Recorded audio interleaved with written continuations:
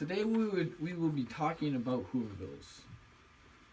Hoovervilles were just shanty towns that were built by the unemployed during the Great Depression. The main reason that they had to build these shanty towns was because of the stock market crash. This meant that they all lost their jobs and they couldn't have enough money.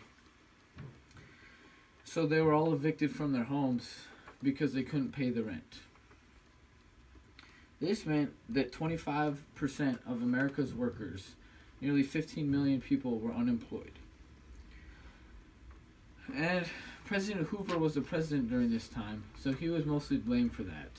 That's why they called them Hoovervilles after him. Along with Hoovervilles, other names that they gave him were Hoover blankets, which were the newspapers that they laid on. Hoover flags, which were their pockets when they were untucked, representing that they had no money. And Hoover wagons, which were their cars that were pulled by horses because they didn't have enough money to pay for gas. As the Depression worsened, millions more people lost their jobs, so that many more people had to find places to stay. This led for even more shanty towns than Hoovervilles to be built all across the United States.